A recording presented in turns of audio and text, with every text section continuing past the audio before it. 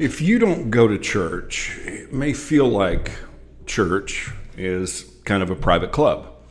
Jesus taught that God's house is for you. Jesus said, God's house of prayer is for everyone. Good morning and welcome to 755 Live. For about 5 minutes, you'll hear all about easy to remember soundbite versions of what Jesus said. And the point is to help you experience life to the fullest, the Jesus way. You can find a different command of Jesus at our Bible plan at bible.today.church. And from there, today's Jesus said comes from a couple of passages, Matthew 21:13 and Mark 11:17. We're going to read a few more verses for some context today. So let's start with Matthew 21:12 through 13, reading from the New Living Translation. Jesus entered the temple and began to drive out all the people buying and selling animals for sacrifice. He knocked over the tables of the money changers and the chairs of those selling doves. He said to them, "The scripture declares, my temple will be called a house of prayer, but you have turned it into a den of thieves." Now from Mark 11:15 through 17. When they arrived back in Jerusalem, Jesus entered the temple and began to drive out the people buying and selling animals for sacrifices. He knocked over the tables of the money changers and the chairs of those selling doves, and he stopped everyone from using the temple as a marketplace. He said to them, "The scriptures declare, my temple will be called a house of prayer for all nations, but you have turned it into a den of thieves." Now, the very first point that I'd like to make today is that this story isn't an excuse for our anger. I mean, have you ever heard, well, even Jesus turned over tables in the temple? Well, yes, he did. But he had been teaching in the same temple and in other synagogues for more than 3 years. He also walked on water and raised the dead. Self-righteous anger is easy. Walking on water? Well, let's see you do that before deciding you're qualified to turn over tables in the temple. Well, the real story here is, why did Jesus do this? What was so wrong that the Son of God, who never defended himself, went on the offense? And this story is in all 4 gospel accounts. But in the book of John, we get some extra insight. John 2:17.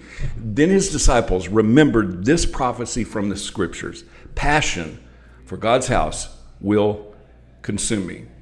Now, this was all about God's house, which was intended to be for everyone, all nations, all kinds of people. But something was very wrong, and Jesus called it a marketplace.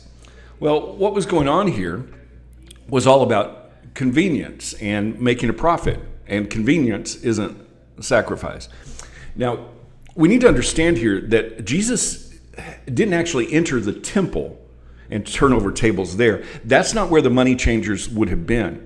There were courts around the temple, and the money changers would have been in the Gentile court, an area where both Jew and Gentile, in our context that would be believers and non-believers, would come. And they were changing the standard Greek and Roman money for Jewish and Tyrian shekels.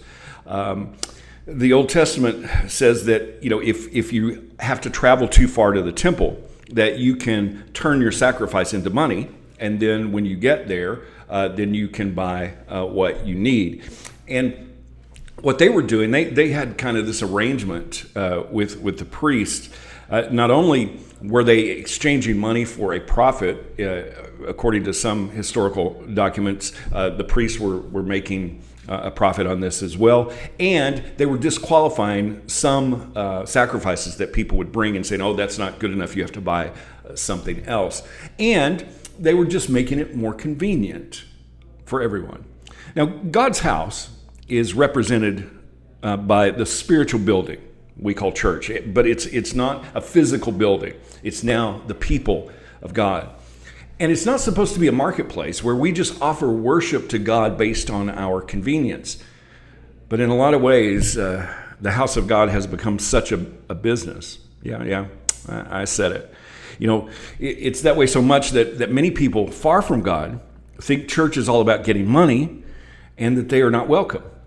Maybe we need to turn over some tables in our own hearts. Are you worshiping God only when it's convenient? Is everyone welcome? Or only people like you? And let's remember, this was the outer part of the temple. This is a place where everyone could be, not just the private temple. And so this principle is about our public life as well. If we are God's temple, as the New Testament teaches us, are we for everyone or only for those who are like us? Is everyone welcome or only people who are like you? Well, Jesus said, God's house of prayer is for everyone. How can you put that into action today? Thank you so much for listening. If this is meaningful to you, it really does mean a lot when you like it, when you share it, when you comment. I really appreciate you.